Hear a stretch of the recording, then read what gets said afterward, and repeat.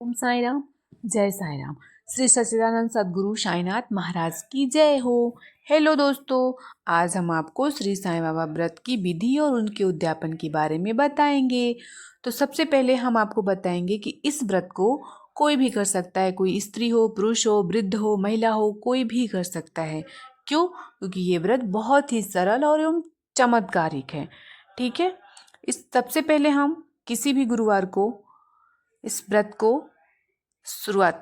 का शुरुआत करेंगे। ठीक है, तो सबसे पहले हम गुरुवार के दिन सुबह उठेंगे, स्नान करेंगे, स्वच्छ वस्त्र धारण करेंगे और श्री साईं बाबा की मूर्ति को किसी आसन पर विराजमान करेंगे। उसके बाद उनकी मूर्ति पर हम तिलक करेंगे, अच्छा चढ़ाएंगे, धूप बत्ती जलाएंगे, दिखाएंगे, फिर अगरबत्ती दिखाएंगे, दीपक जलाएंगे, फिर उन पे मिठाई मतलब प्रसाद के रूप में जो भी हमारे पास होगा हम उसको चढ़ाएंगे।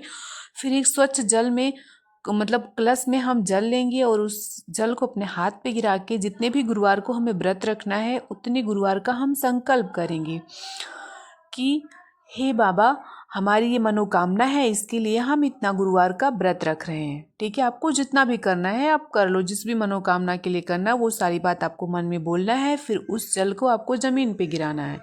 फिर उसके बाद में आपको श्री साईं बाबा की व्रत की पुस्तक पढ़नी है, फिर उनकी आरती करनी है। उसके बाद में जो भी आपने मिठाई, खिचड़ी, जो कुछ भी था आपने भोग लगाया है साईं बाबा को, उस भोग को आप लोगों में बांटोगे, मतलब उस प्रसाद को आप लोगों में बांटोगे और खुद भी खाओगे। उसके बाद फिर आप इस व्रत को एक टाइम मतलब एक समय भोजन करके रख सकते हो। ठीक है, मतलब पूरा भूखा रह के तो बिल्कुल नहीं रखना है इस व्रत को। और इस व्रत के दौरान आपको छल कपट, झूठ, इन सारी चीज़ों से दूर रहना है। ठीक है, किसी से झगड़ा वगैरह कुछ भी नहीं करना, एकदम शांत रहना है, मन में ओम साई राम, ओम साई राम, ओम साई राम यही कहना है। ठीक है, उसके बाद में अभी आपको बार बार संकल्प लेने की आवश्यकता नहीं है। आपने पहले दिन संकल्प ले लिया, पहले दिन ही आपको संकल्प लेना है और आपने जितने भी गुरुवार का व्रत लिया है उतने गुरुवार आपके पूर्ण हो जाने के बाद में आपको 9वें गुरुवार के दिन साईं बाबा की जैसे आपने पहले दिन पूजा की थी वैसे पूजा सेम करनी है।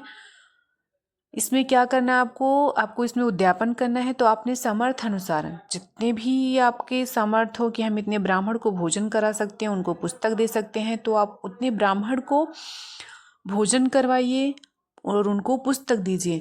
तो आप साईं बाबा की पूजा करिए। पूजा करने के दौरान में आप जो भी पुस्तक आप बांटना चाहते हो उस पुस्तक पे भी आप तिलक करें, अक्षत करें।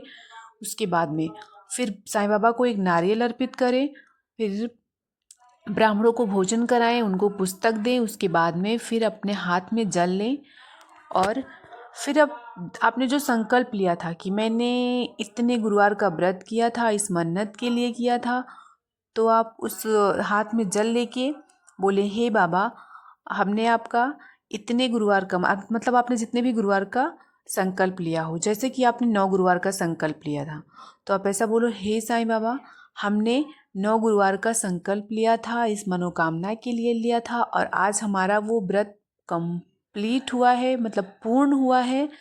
हमने आज उसका उद्यापन किया है। तो हमारे व्रत में जो भी भूल चूक हुई होगी तो हमें क्षमा करना और हमारी पूजा को स्वीकार करना, हमारी मनोकामनाओं को पूर्ण करना।